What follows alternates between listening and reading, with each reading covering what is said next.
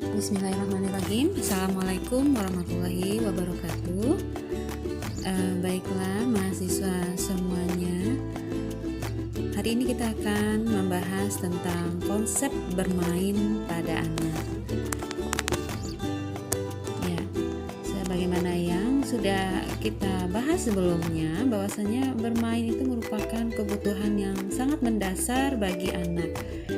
Jadi bermain merupakan media untuk belajar, berkomunikasi, menyesuaikan diri dengan lingkungan, melakukan hal yang menyenangkan, mengenal waktu, jarak, dan suara. Nah, ini kita namakan proses belajar, ya. Jadi dengan bermain, anak belajar menemukan hal-hal baru dalam kehidupan. Ya. Kita lihat bahwasanya kegiatan bermain itu tidak bisa dipisahkan dari kehidupan anak. Ya, dengan bermain ini dapat menurunkan stres pada anak. Anak belajar berkomunikasi dan menyesuaikan diri dengan lingkungannya. Dia belajar mengenal dunia dan ini tentunya berguna untuk meningkatkan kesejahteraan mental dan juga sosial anak. Kita lihat yang kedua, fungsi bermain. Ya, yang pertama adalah untuk perkembangan sensorik motorik. Pada saat melakukan kegiatan bermain, aktivitas yang paling dominan yang akan bekerja adalah motorik. Nah, komponen motorik ini merupakan yang akan digunakan oleh anak saat bermain aktif. Ya. Motorik itu meliputi gerak dari anggota tubuh seperti tangan, itu kedua tangan ya, jari-jari, kemudian kaki. Nah, ini anggota gerak atau anggota motorik yang berfungsi untuk membantu anak dalam melakukan kegiatan-kegiatan bermain. Nah, ini tentunya fungsi otot menjadi hal yang penting, ya. Nah, begitu juga dengan sensorik. Sensorik ini melibatkan sistem persarafan. Ya, kita ketahui bahwasanya gerakan motorik ini sangat dipengaruhi oleh persarafan. Nah, ketika saraf ini bekerja, ini akan memerintahkan otot-otot untuk melakukan kegiatan. Ya. Nah, perkembangan sensorik ini juga erat kaitannya dengan gerak motorik.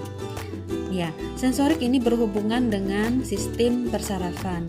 Dengan sistem persarafan yang baik, perkembangan saraf yang baik, tentunya gerak otot juga mengikuti dari perintah dari sistem persarafan tadi.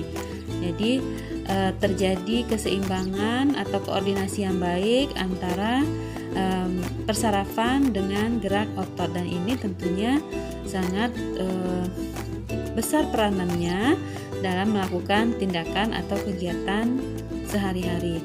Begitu juga dengan saat anak bermain. Ya, koordinasi antara sensorik dan motorik ini tentunya juga mempengaruhi proses dalam kegiatan bermain tersebut. Ya, dengan bermain tentunya perkembangan dari sensorik dan motorik ini dapat kita asah. Yang kedua, ini perkembangan kognitif. Nah, fungsi bermain dalam membangun perkembangan kognitif ininya tentu merupakan hal yang dapat kita pahami sangat penting. Dengan bermain, anak melakukan eksplorasi dan manipulasi terhadap segala sesuatu yang ada di lingkungan sekitarnya. Ya, anak mengenal warna, bentuk, ukuran, tekstur, dan juga dapat membedakan objek-objek. Nah, pada saat bermain ini kognitif ini juga bekerja, ya. Jadi anak juga bisa melatih diri dalam memecahkan permasalahan yang mungkin saja terjadi pada saat proses bermain. Jadi bermain juga merupakan salah satu stimulasi untuk membangun atau meningkatkan perkembangan kognitif anak. Ya, selanjutnya yang ketiga, fungsi bermain adalah untuk perkembangan sosialisasi. Perkembangan sosial ini ditandai dengan kemampuan berinteraksi dengan lingkungan. Nah, bermain dengan orang lain tentunya akan membantu anak untuk mengembangkan hubungan sosial dan belajar memecahkan masalah dari kejadian tersebut. Ya, anak belajar berinteraksi dengan teman-temannya, dengan orang lain, memahami bahasa dari lawan bicaranya, dan belajar tentang nilai sosial yang ada pada kelompok. Ya, tentunya kegiatan bermain ini akan membantu anak untuk berada pada suatu lingkungan, bagaimana caranya dia berinteraksi, berhubungan dengan orang lain. Ini merupakan proses belajar juga bagi anak. Selanjutnya, fungsi bermain yang keempat adalah untuk meningkatkan perkembangan kreativitas. Ya, bermain untuk kreativitas ini tentunya kemampuan untuk menciptakan sesuatu dan mewujudkan ke dalam bentuk objek atau kegiatan lainnya yang dapat dilakukan. Ini bisa kita contohkan ketika anak bermain suatu objek, dia akan berpikir bagaimana objek ini menjadi suatu bentuk yang lain. Nah, misalnya suatu balok-balok, bermain balok-balok, bagaimana balok-balok ini bisa berubah menjadi bentuk lain, seperti menjadi sebuah gedung, mungkin membentuk rumah atau membentuk objek yang lainnya. Jadi anak membangun kreativitas, menciptakan sesuatu hal yang baru dari objek permainan yang digunakan. Yang kelima, untuk perkembangan kesadaran diri. Anak akan mengembangkan kemampuannya dalam mengatur tingkah laku. Ya, anak akan belajar mengenal kemampuannya, membandingkan dengan orang lain, lawan mainnya, dan menguji kemampuannya dengan mencoba peran baru dan mengetahui dampak dari tingkah lakunya terhadap orang lain. Kalau dia bersikap seperti ini, orang lain akan bagaimana tanggapannya. Kalau dia bermainnya baik, dengan jujur, nah temannya bagaimana? Temannya pasti akan senang, ya. Tapi kalau dia bermain dengan curang, tentunya teman akan tidak senang terhadap tindakannya. Jadi dia akan tahu, oh kalau saya bersikap begini, orang lain akan mempunyai tanggapan seperti apa.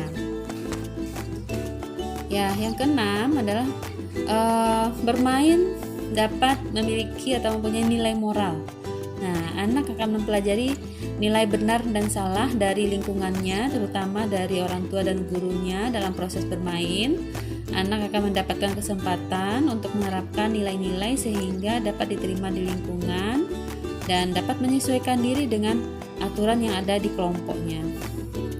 Ya, anak belajar bertanggung jawab atas segala tindakan yang dilakukannya.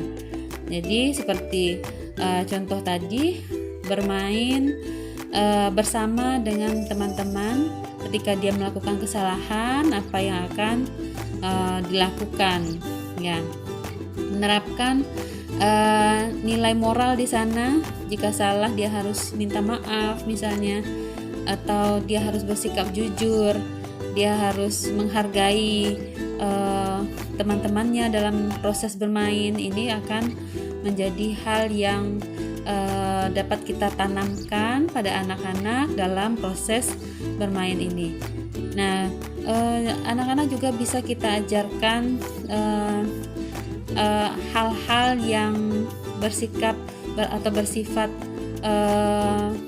untuk menanamkan nilai-nilai spiritual yang baik di dalam proses bermain.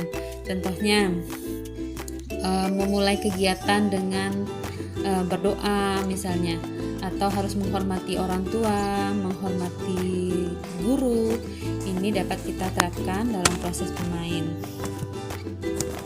Selanjutnya yang ketujuh, bermain mempunyai nilai terapeutik.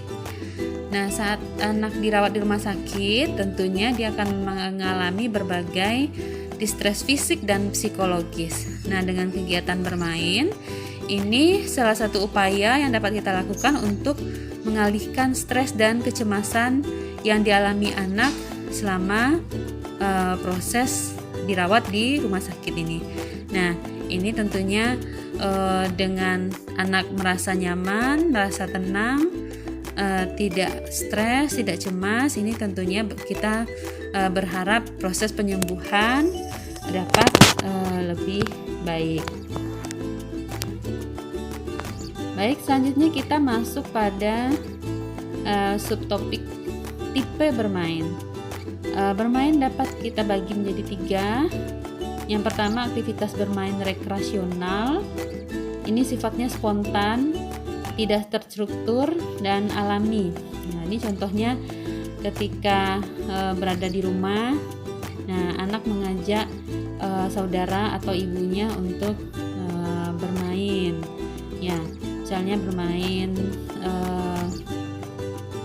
mobil-mobilan ataupun bermain di halaman, ya, ataupun bermain benda-benda yang disenangi, benda-benda rumah tangga yang mungkin disenangi oleh anak, ya.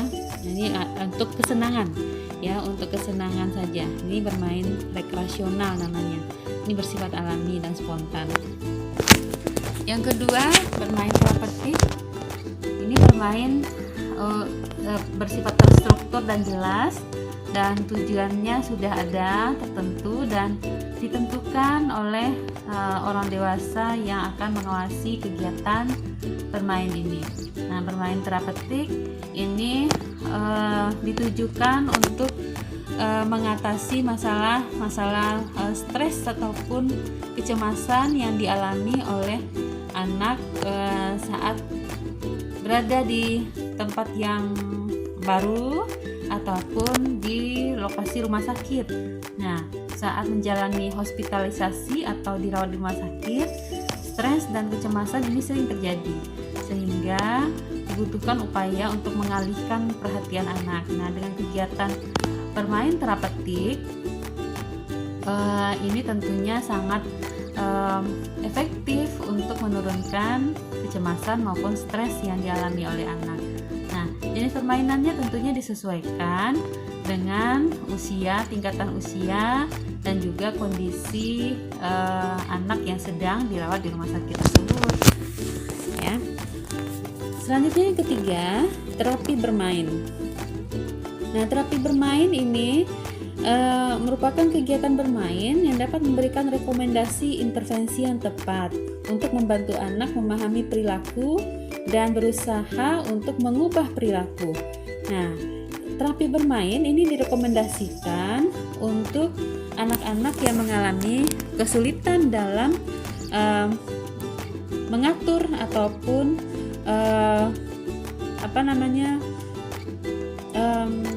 terapi bermain ini ditujukan untuk membantu anak-anak yang kesulitan dalam mengatur perilaku, ya. Jadi ketika anak mengalami kesulitan untuk berinteraksi, bermasalah dengan tingkah laku ataupun dengan pengaturan dirinya, ini dapat dilakukan kegiatan terapi bermain. Jadi terapi bermain ini merupakan suatu upaya, salah satu jenis intervensi untuk membantu anak memahami perilaku dan berusaha untuk mengubah perilaku tersebut. Contohnya anak dengan masalah hiperaktif, ataupun anak dengan autis, ataupun anak dengan masalah retardasi mental. Nah, ini tentunya terjadi perubahan-perubahan perilaku, penyimpangan ataupun keterlambatan dari perkembangan pada anak, dan dengan kegiatan atau intervensi terapi bermain, ini kita berupaya supaya kegiatan bermain ini dapat mengubah perilaku. Nah, anak yang semula hiperaktif, bagaimana kita melakukan intervensi terapi bermain supaya hiperaktifnya dapat diatasi. Kemudian yang kedua, kegiatan terapi bermain juga dapat dilakukan pada anak yang dirawat di rumah sakit. Nah, contohnya pada anak yang mengalami masalah keperawatan seperti nyeri misalnya. Nah, ketika anak nyeri, kita melakukan tindakan bagaimana upaya untuk mengalihkan perhatian anak dari nyeri. Nah, upaya ini pada anak tentunya bisa dilakukan dengan kegiatan bermain. Nah, misalnya dengan mengalihkan perhatian, jadi ada suatu masalah yang kita selesaikan, yang berusaha kita untuk pecahkan dengan kegiatan bermain. Nah, misalnya kita alihkan perhatian anak dengan bermain mewarnai gambar. Nah, sehingga anak ini teralihkan perhatiannya dari nyeri, atau dengan menonton video. Ya, jadi ini tentunya dapat mengalihkan perhatian anak dari nyeri. Atau anak dengan masalah ketidakefektifan pola nafas. Nah, anak yang mengalami sesak ya, sesak sudah dibantu dengan oksigen, ini berusaha secara bertahap ini kita bantu untuk proses supaya anak tidak supaya terjadi dalam proses penyembuhan. Ini upaya terapi bermain dapat kita terapkan misalnya dengan memberikan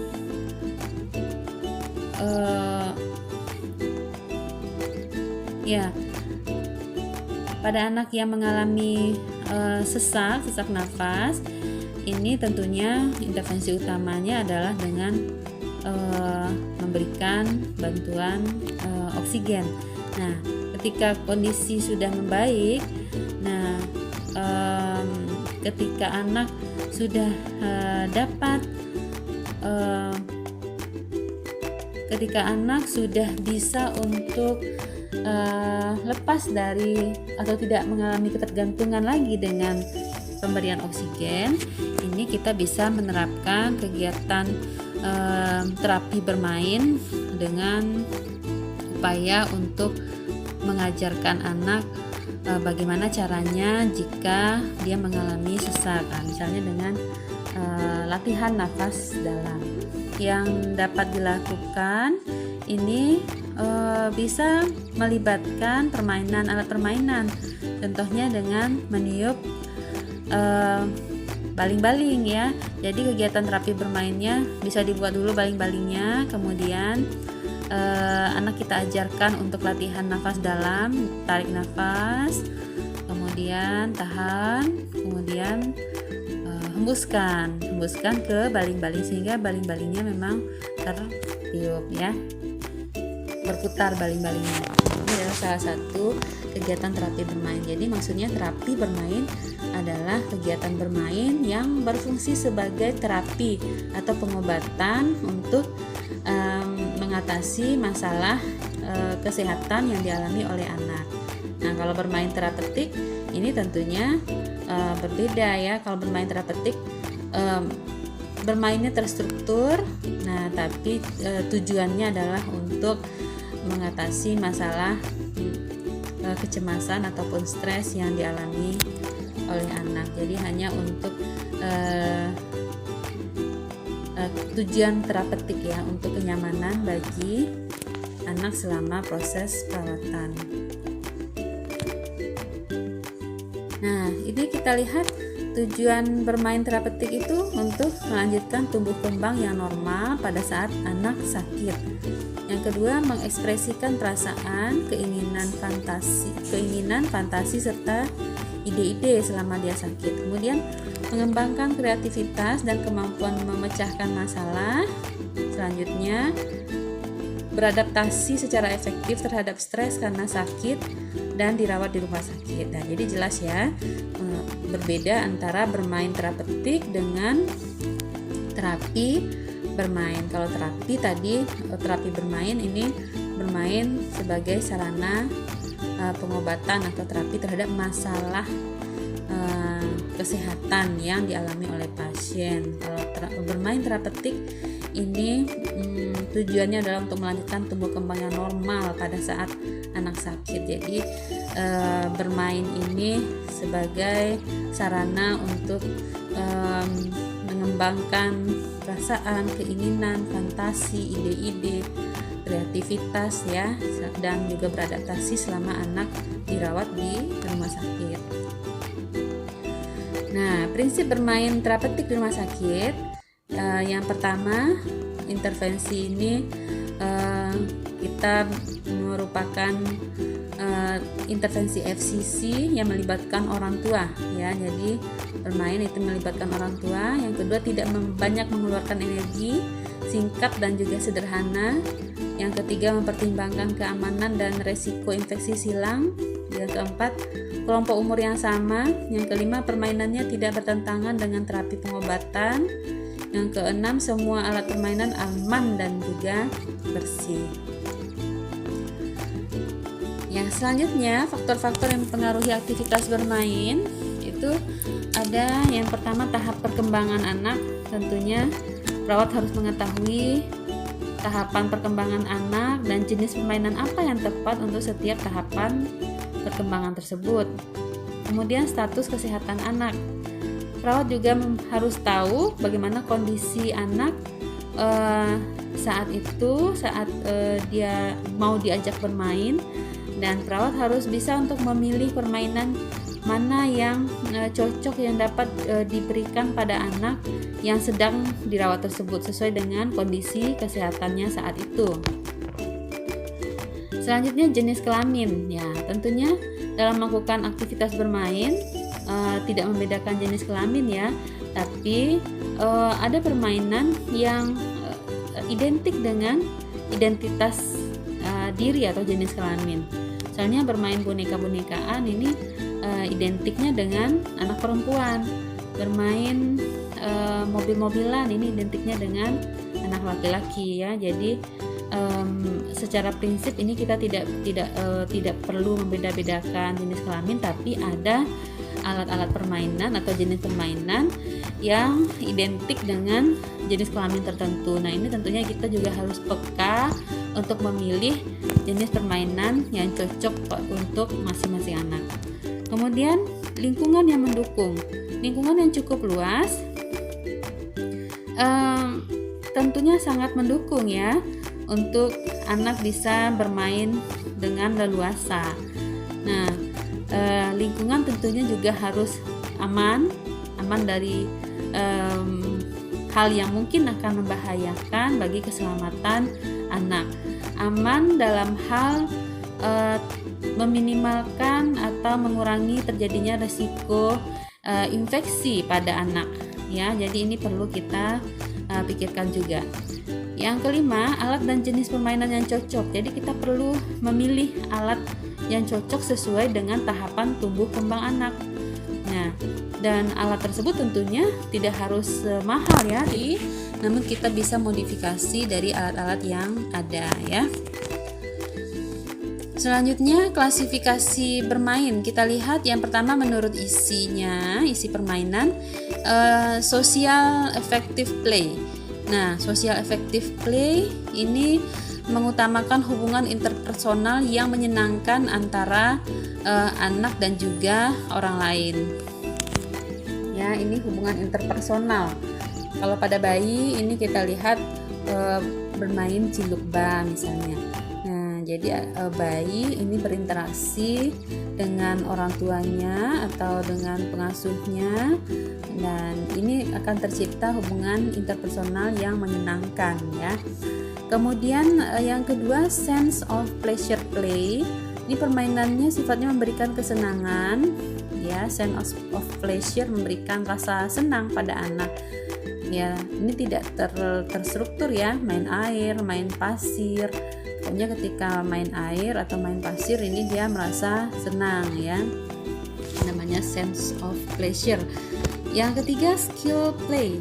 Ini permainan ini sifatnya memberikan keterampilan pada anak. Nah, misalnya main sepeda ya, main apa lagi, kereta-keretaan ya, yang memberikan keterampilan.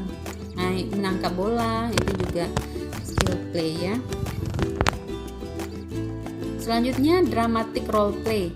Ini anak bermain imajinasi atau fantasi dengan memerankan suatu peran tertentu, misalnya dokter atau jadi perawat ya. Jadi dia bermain peran. Nah, ini dia berimajinasi menjadi seseorang yang diperankannya tersebut. Selanjutnya, games atau permainan menang kalah. Nah, permainan ini tentunya menggunakan alat tertentu yang menggunakan perhitungan ataupun peraturan ataupun skor ya, sehingga nanti akan ada, kalau dia sudah mencapai suatu level tertentu atau suatu skor tertentu, dia dikatakan menang, yang lawan mainnya kalah ya. Nah, ini contohnya bermain ular tangga, ataupun kalau kita lihat permainan di online itu juga banyak sekali yang menggunakan permainan jenis menang kalah ini. Nah, permainan lainnya juga seperti bermain congklak misalnya. Nah, ketika dia mencapai suatu angka tertentu, sudah penuh gundunya, yang di bagian dia sudah habis, sudah masuk ke lubang utamanya, semuanya itu dikatakan menang, yang lainnya kalah gitu ya. Selanjutnya, unoccupied behavior. Ini anak tidak memainkan alat permainan tertentu, tapi situasi atau objek yang ada di sekelilingnya yang digunakan sebagai alat permainan. Misalnya ini main jinjit-jinjit, main main ular-ular panjang gitu ya, ular panjang sekali ya gitu ya. Jadi ini tidak menggunakan objek tertentu, tapi dia menyenangkan dan dapat mengubah suasana menjadi kegiatan bermain yang menyenangkan bagi anak. Yang kedua itu permainan berdasarkan karakter sosial. Nah, kita lihat ini jenisnya adalah onlooker play. Anak hanya mengamati temannya yang sedang bermain tanpa ada inisiatif untuk ikut berpartisipasi dalam permainan. Ini pemain pengamat ya. Dia hanya mengamati pemain belakang layar mungkin ya. Jadi yang anak lain lagi bermain, dia mengamati di luar, atau di sampingnya atau di belakangnya. Nah, dia senang, dia ikut senang melihat temannya bermain. Nah, atau teman-teman yang lain sedang bermain bola, dia mengamati di luar lapangan dengan sama senangnya, sama bahagianya. Dia bersemangat juga. Dia bisa menikmati permainan itu, tapi dia tidak ikut dalam permainan. Itu namanya onlooker play. Yang kedua, solitary play. Ini anak ikut bermain aktif, anak bermain sendiri dengan alat permainan yang dimilikinya. Ini misalnya pada bayi, dia bermain aktif tapi main sendiri ya. Dia punya alat-alat permainan, kerincing-kerincingnya dia main sendiri. Kemudian atau alat-alat benda-benda yang mungkin ada di sekelilingnya. Nah, itu juga sudah menjadi alat bermain bagi si bayi ini. Dia asik bermain. Nah, itu namanya solitary play. Kemudian parallel play. Nah, parallel play ini dia bermain dalam kelompok menggunakan alat permainan yang sama, tapi antara satu anak dengan anak yang lain tidak ada kontak satu sama lainnya, sehingga antara satu anak yang dengan anak yang lainnya tidak ada sosialisasi. Ini contohnya bermain menggambar contohnya. Ada 10 orang anak, masing-masing menggambar, asik dengan kegiatan menggambarnya masing-masing, pegang krayon, pegang kertas gambarnya sendiri-sendiri, dia asik berimajinasi sendiri menggambar, nggak ada interaksi dengan 9 temannya yang lainnya juga asik sendiri-sendiri. Ini alatnya sama, permainannya sama, tapi satu sama lain tidak ada kontak ya, dia sekaligus bermainnya, itu namanya parallel play. Ya, selanjutnya associative play. Permainan ini sudah terjadi komunikasi antara satu anak dengan anak lainnya, tapi tidak terorganisasi, tidak ada pemimpin. Tapi dia bisa menikmati permainannya. Nah, contohnya bermain boneka-bonekaan, bermain masak-masakan ya. Jadi komunikasinya ada antara satu anak dengan anak yang lainnya, tapi belum terorganisasi dengan baik. Jadi tujuan permainannya nggak jelas untuk apa gitu ya. Cuman dia merasa senang, anak-anak merasa senang, merasa nyaman bermain ini. Nah, berbeda lagi dengan cooperative play. Kalau di cooperative play ini aturan permainannya sudah jelas dan dia punya tujuan yang jelas, punya pemimpin. Nah, misalnya bermain sepak bola, ada satu kaptennya yang akan memimpin permainan ya, jadi tujuannya jelas. Nah, ini tentunya sosialisasi dalam kelompoknya juga sudah lebih bagus, lebih baik ya.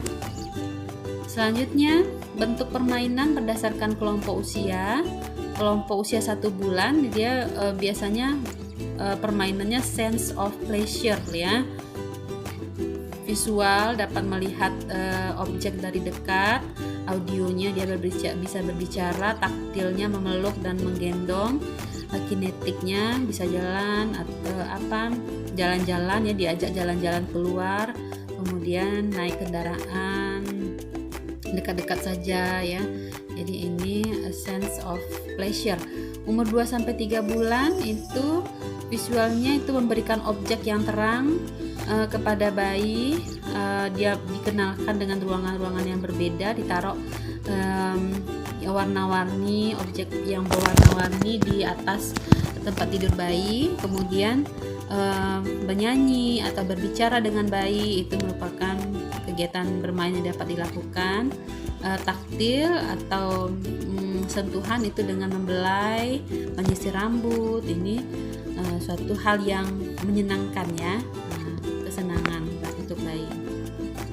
Umur 4-6 bulan ini dengan meletakkan bayi di depan kaca sambil berbicara dengan bayi gitu ya, mengajak bayi berbicara, memanggil namanya, membantu tengkurap, mendirikan bayi gitu kan, bermain air, ini bisa menjadi kegiatan-kegiatan untuk bermain yang menyenangkan bagi usia ini.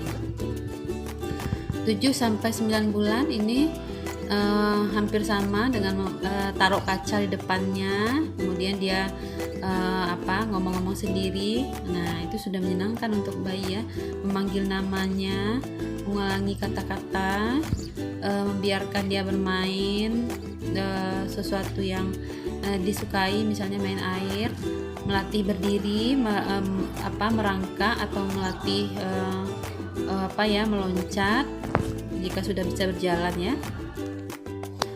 Umur 10-12 bulan itu sudah kita perkenalkan dengan gambar-gambar, kemudian suara-suara binatang, merasakan angin hangat atau dingin untuk ditaktilnya, kinetiknya dia bisa kita berikan mainan yang lebih besar, kereta-keretaan ataupun sepeda ya, sepeda yang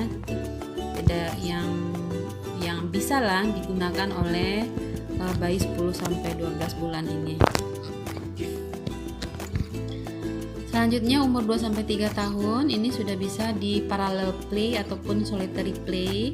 Dia bisa bermain secara spontan dan bebas, berhenti bila capek, koordinasi mungkin saat ini kurang sehingga sering merusak mainan, itu tentunya wajar ataupun tidak menjadi hal yang yang buruk ya. Jadi kita cukup mengarahkan bayi anak ya. Kita mengarahkan anak untuk bisa bermain dengan baik di usia ini. Tentunya mainan yang akan dipilih untuk anak usia ini mainan-mainan yang aman, yang tidak berbahaya. Jadi ketika mainannya rusak ataupun pecah, ini tidak melukai anak ini ya. Jenis mainannya mungkin boneka, puzzle sederhana, alat masak, buku cerita, dan juga buku bergambar. Ya, usia prasekolah atau preschool ini bisa jenis permainannya associative play, dramatic play, dan juga skill play. Ini anak sudah dapat bermain berkelompok ya. Nah, sepeda roda 3, balok besar yang macam-macam ukurannya ini bisa diterapkan ya.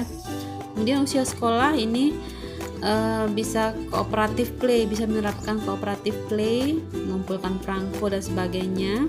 Untuk usia remaja ini bisa bermain berkelompok sesuai dengan hobi dan kesenangannya, komputer, musik, ataupun bermain drama. Nah, selanjutnya kita lihat alat permainan edukatif atau APE yang tentunya dapat mengoptimalkan perkembangan anak sesuai dengan tingkat usianya. Syaratnya aman, mainan tersebut aman, ukuran dan beratnya sesuai dengan usia anak.